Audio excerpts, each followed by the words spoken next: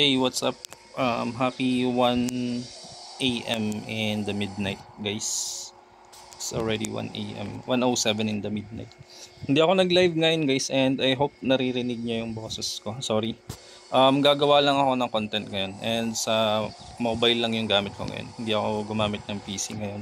Kasi nawalan kami bigla ng ano tawag dito? Biglang nag-spark. Nawalan kami bigla ng kuryente. Kaya ayun, nag-ano yung PC ko. Nakakatamad naman mag-login ulit sa PC. So yun. Mag-open lang tayo ng topic. Hindi na ako mag-edit ng video na to. So rektahan na Mag-open tayo ng topic kasi nawala yung nag-PM sa akin kanina. Kasi pag nag-reset ka nawawala yung PM eh. May nag-PM sa akin kanina, ka-guild ko Tinanong niya, Lods, paano mo na pa level 3 yung Pyroblast mo?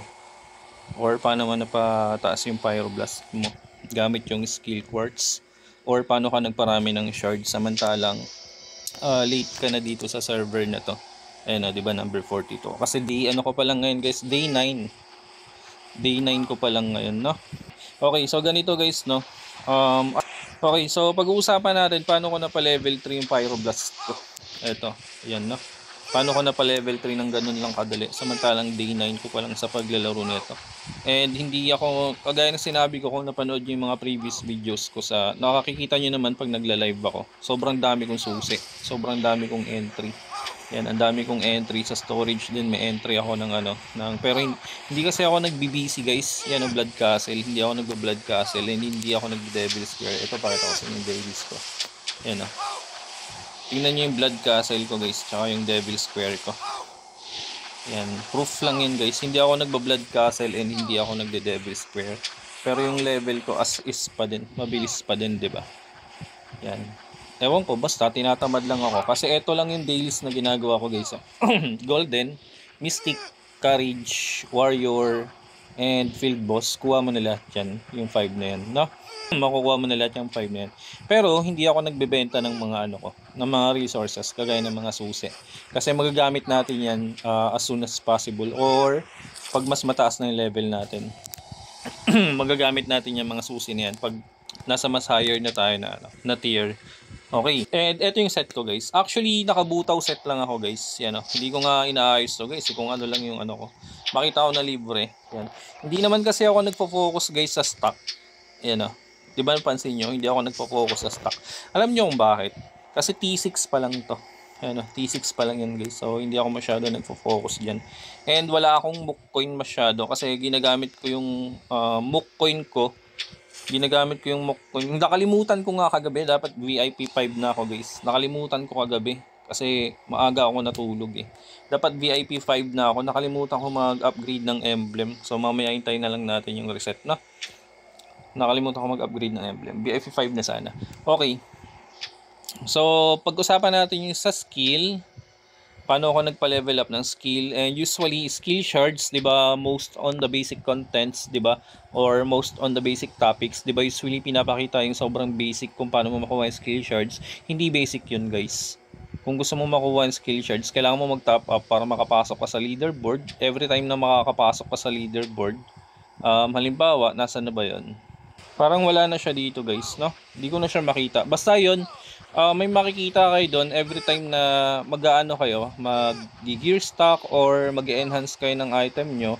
Parang meron kayong makukuha, may makiklaim kayo na reward na merong binibigay na skill shard, yung ganito, guys. Eto, yan, parang may ganito na binibigay. Di ba may binibigay na skill shard pa, dalawa-dalawa, tatlo, ganun. Isa, ganun, Di ba may binibigay na ganun?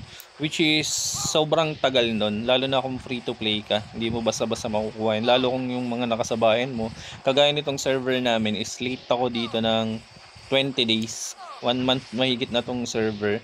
Sila isang buwan na silang mahigit na naglalaro dito. Tayo is 9 days pa lang tayo naglalaro dito, pero nakatungtong na tayo ng leaderboard nila within 9 days lang, Yan, nasa leaderboard na tayo, and sa Dark Wizard is pang top 5 na tayo, So 9 days progress yun, guys. Okay, so ngayon, guys, eto nga pala yung set ko, guys.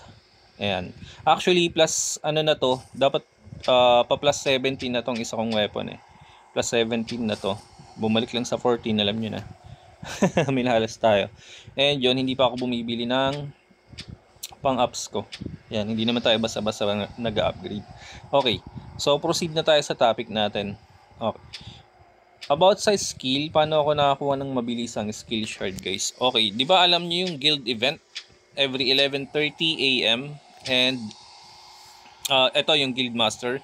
11:30 AM and 7:30 PM magi-start yan. Yan yung guild boss, yung 5 na guild boss. So dapat meron kang active na guild. Etong guild ko na to is kagagawa ko lang. Nag-start kami from sobrang baba ng level, tas iilan lang kami dito, parang 6 players or 5 players lang. Hirap kami makakill kahit isang boss lang. And ngayon natatapos na namin siya, no? Syempre, pag magaling ka mamahala, guys, syempre mamahalin ka ng mga officers tsaka ng mga members mo. Kaya lahat yan active, guys, okay? And hindi kami hindi kami toxic na players dito sa server namin, okay? So kung ipiki kami, wala kaming pakialam, basta enjoy lang tayo sa paglalaro, alright? Okay. So eto na, guys. Tuturo ko sa inyo, binanggit ko na yung about sa event, no? Kailangan nyo laging gawin yan. Alam nyo kung bakit? Every time na ma-finish nyo yung guild boss, yung 5 boss guys, every time na ma-finish nyo, may lalabas sa trade dito sa trading na merong parang may bidding ng guild auction ng pangalan. So doon sa guild auction na yun, guys, maraming pwede kayong mabili doon. Pwedeng pang craft ng ng pang-activate na accessory affixes, or pwedeng tattered feather, or pwedeng gears, etc, etc. Okay? Yun yung mga pwede nyo makuha doon. Pero what most important, yung isang importante na makukuha mo doon is yung skill quartz. Okay, dito na natin pag-uusapan yan, guys. Okay? Ang skill quartz kasi dito sa store is worth 50,000 MU points or bound MU coins. Okay? So napakahirap bilhin, no? So diyan naubos yung mook coin natin, guys. Alright? I-explain ko sa inyo kung bakit naubos. Syempre, nagpataas tayo ng level ng skills natin. Even though, kagaya ng sinabi ko, hindi ako nagfo-focus sa set ko kasi nga T6 pa lang to, guys. Yan, T6 pa lang to. As long as kaya nating mag-farm na T6 lang or T5 yung gamit natin, hindi natin kailangan mag-enhance ng materials or ng equipments natin. Okay? So, ganun lang. Sorry guys, medyo mahaba yung video na to para maintindihan yung mabuti kung paano nyo ipaprogress yung character nyo, no? Hindi nyo kailangan mag-focus, pero kailangan nyo kumuha ng weapon na matino para mabilis kayong makaklear ng mga boss or ng mga mobs. Okay, kagaya nito, di ba? Which is level 220, dito na ako nag-AFK madamag sa level 210. Masakit to, guys, kung mahina yung set mo dito. Actually, mahina yung set ko, pero tignan nyo yung fluorite ko, guys. May papakita ko sa inyo. Ito yung sinasabi ko sa inyo, guys. Ayan, silipin nyo na lang. Ayan, check nyo na lang yung fluorite ko, guys. Lahat yan meron. Nagets nyo na kung bakit hindi ako nag-e-enhance ng equipments ko, no? So, yun, nagets nyo na agad, no? Kasi wala namang kwenta mag-enhance ka ng mga equipments mo dito. Kasi T6 at mababang tier pa lang to, papalitan mo yan. Ang i-enhance mo lahat ng internal progress or internal stats ng characters mo. Ng character mo. Yun ang palalakasin mo, hindi yung external part ng character mo. Okay? Mag-e-enhance ka lang kapag siguro nasa mga T10 ka na or above. Alright. So, proceed na tayo dun sa may skill quartz. Paano ko na-enhance yun?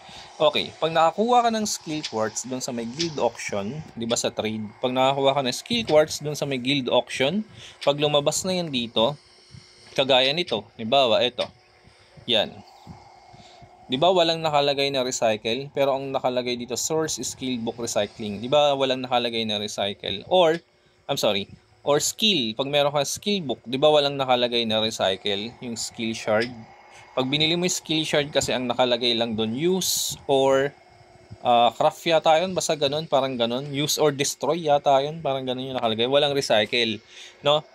So, ang gagawin nyo, wag nyo i-recycle. Pag meron kang skill shards, guys, skill quartz, wag nyo i-recycle lahat to. Okay? Kasi pag ni-recycle nyo lahat, tas bigla kayo pupunta dun sa craft, hindi nyo ma-recycle yung skill shards. So yun na yung point of point of topic natin. Yun na yung tuldok ng topic natin. Kasi once na nag-recycle kayo, guys, tas meron kayong skill quartz, nandito yung skill quartz. Yan, nandyan yung sa may inventory mo. Which is, dito mo siya i-recycle kasabay ng mga equipments na to. Okay.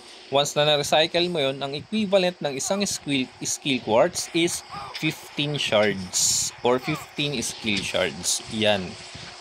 Kaysa magpakahirap kang pumasok ng leaderboard, which is gumagana lang yun kapag bago ang server at lahat ng nakasabayan mo F2P din. Paano kung mga whales yung nakasabayan mo, di ba? Gumagana lang yun doon. Alright? So, ganun lang ang technique, guys.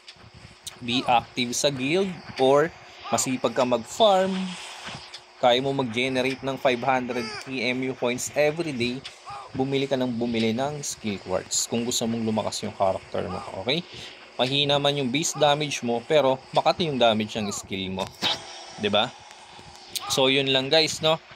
Nalaman nyo na kung paano. Syempre, pagka complete na yung requirements mo sa skill shards, halimbawa 48/48 level 3 ng Pyroblast, pwede mo na siyang i-use and then i-craft mo yung level 3 na Pyroblast or yung level 3 na skill na gusto mo. So, ganun lang ka-basic guys, di ba? And, syempre, doon na tayo matatapos sa topic natin na to. And I hope nalaman nyo na, And I hope may natutunan kayo. And of course, kung bago ka pa lang sa video na to, huwag nyo kalimutan mag-like, mag-comment, mag-share, and mag-subscribe. I don't know if makakapag-live pa tayo or siguro gagawa na lang tayo ng mga contents. Kasi alam nyo naman tong YouTube natin for content purposes lang naman talaga to before. Noon pa naman, kahit play nyo yung mga previous videos ko, puro content lang talaga or tutorials lang ng MMORPG nilalaro ko, okay? So, nag-start pa tayo ng Forsaken World, Dragon Nest, etc. So, yun. Kung hindi ka pa nakasubscribe sa channel ko, sana mag-subscribe kayo. And, i-hit nyo yung notification bell para lagi kayo updated sa mga bago kong videos. Thank you guys. Bye-bye. Have a great day.